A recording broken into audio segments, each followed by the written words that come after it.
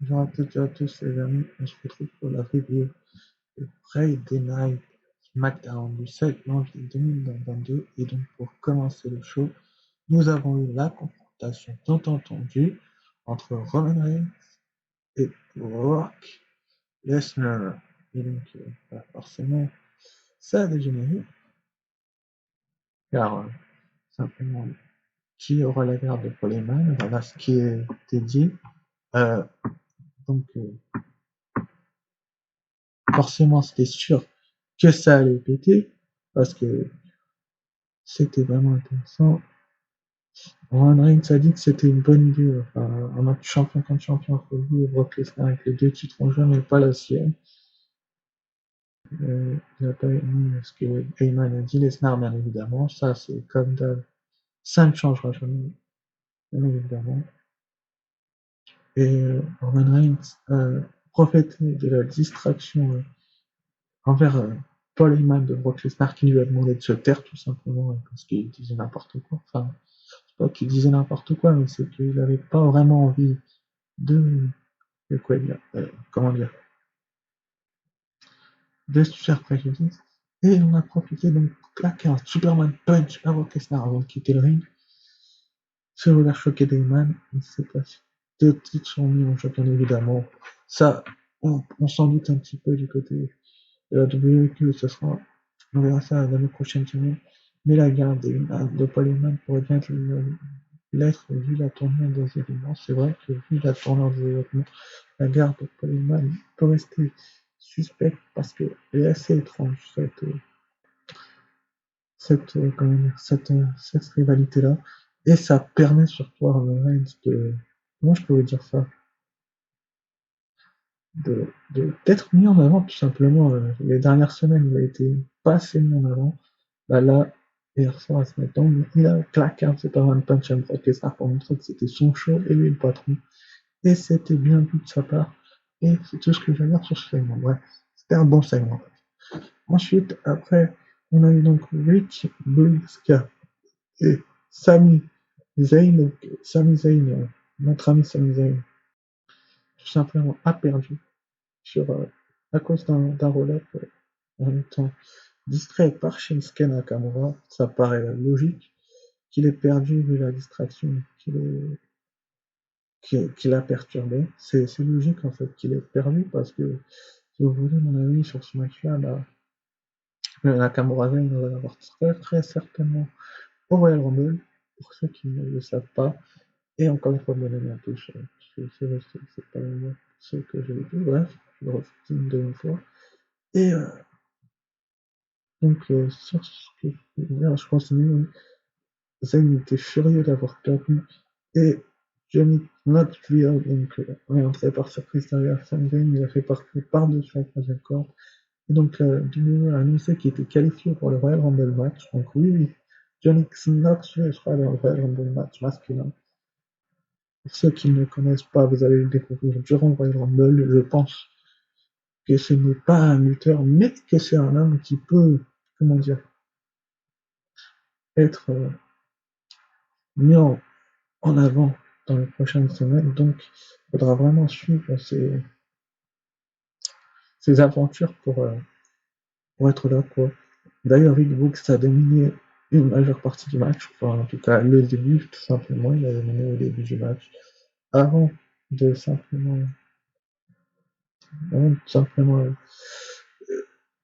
être redominé. Enfin, Sami Zayn a repris la main avant de perdre finalement à cause du relais et de la distraction de Nakamura.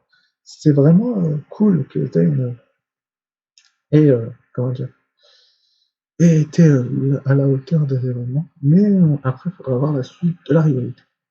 Et quand est-ce que ça ira celui-là. Suite après, du coup, on a eu Charlotte Flair qui nous a fait une promo où elle est revenue sur l'histoire de WrestleMania. Elle est venue annoncer une partie des participants, donc il y en aura donc dans le match Nikki H, Rhea Ripley, Alia, Natalia, Shayna Baszler, le retour de Summer Rae, Tamina, Dana Brooke, Kelly Kelly de retour, Naomi, Carmella, la reine Zelina, Michelle McCool de retour, Bella Twins de retour, Mickie James de retour, Elita de retour, malgré qu'elle soit un Patrice Spring, championne des Cats. Alors oui, une nouvelle porte interdite a été ouverte, certes, Mais apparemment, un accord a été passé entre la WWE et Impact Wrestling. Est-ce qu'il y aura une coopération, je vais y arriver? Très très certainement. En tout cas, la promo de Charlotte Flair était assez intéressante. Et elle s'est annoncée elle-même dans le match, donc ce sera la première championne qui va combattre dans le Royal Rumble match. Donc il reste 11 places dans le Royal Rumble féminin, avec tous les noms que je vous ai cités.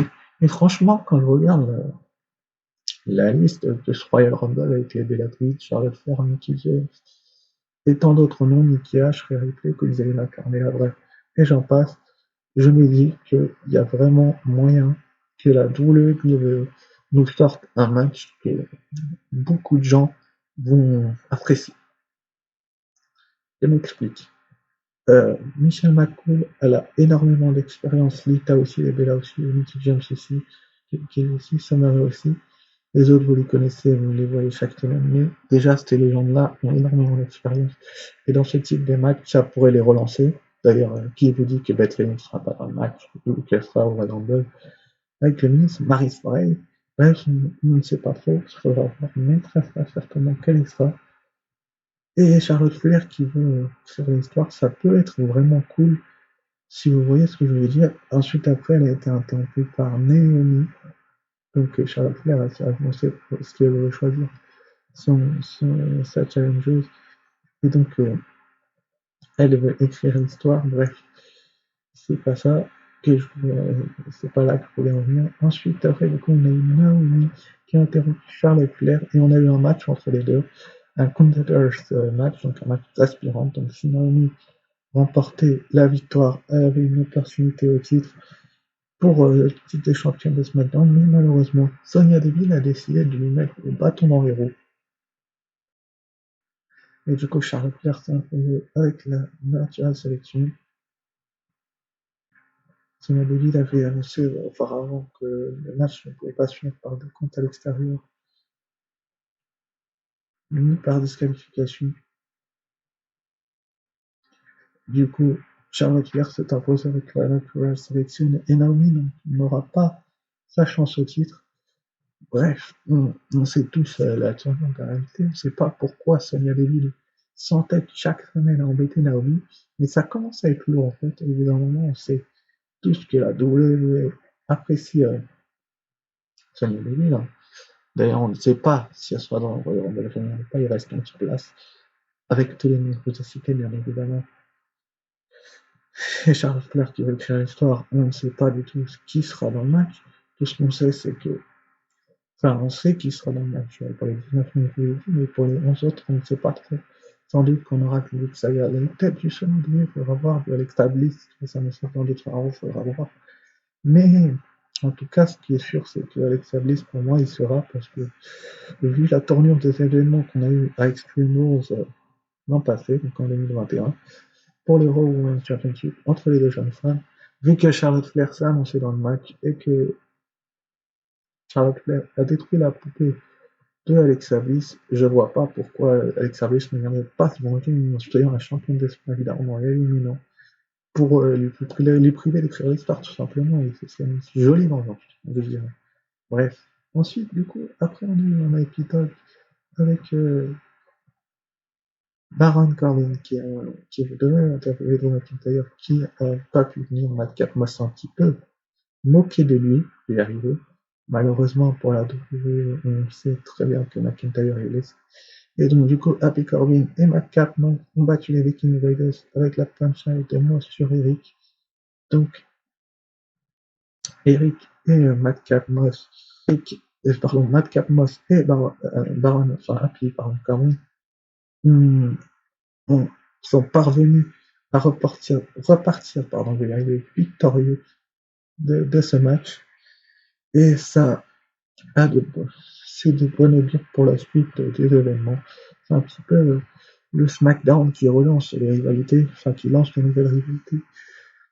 On verra bien. Mais en tout cas, j'ai oublié de préciser lors de de Charlotte, ça m'étonnerait qu'elle fasse le titre dans le match, mais après, ça c'est une autre histoire, on verra la semaine prochaine.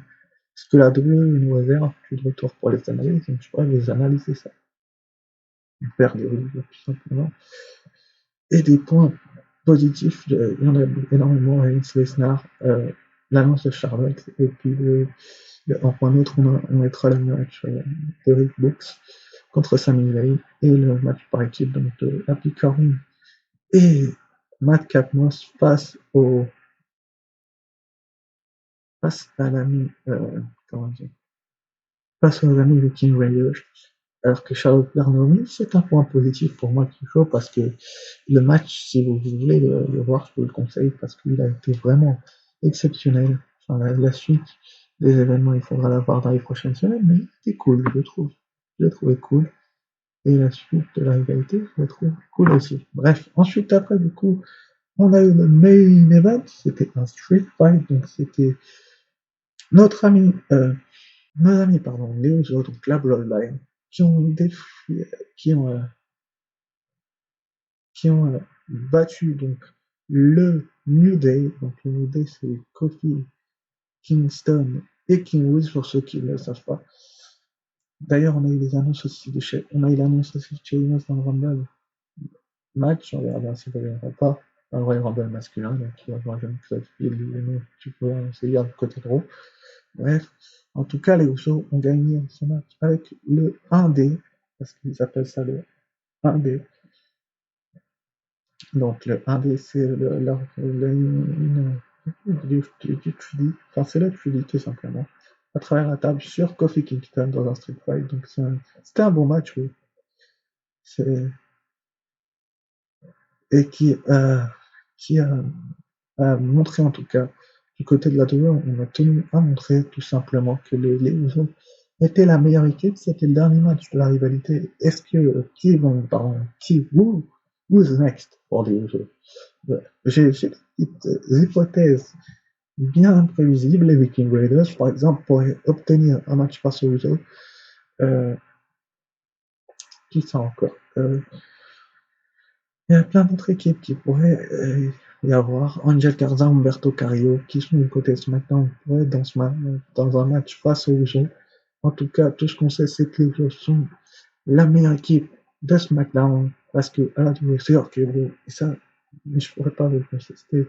D'ailleurs, il y a des vraiment l'équipe contre l'Alpha Academy, ça a été annoncé, elle sera à SmackDown contre l'Alpha Academy du côté de du prochain round, donc vous voyez avec le mardi, qui vont garder le titre ou pas, comme il faudra le voir.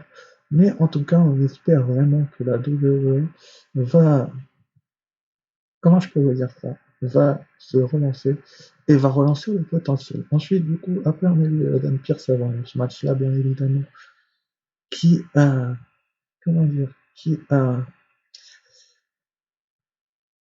dit à Roman Reigns qu'il avait trouvé ça vachement challengeant. Roman Reigns lui a dit qu'il s'en foutait parce que le match poussé contre moi.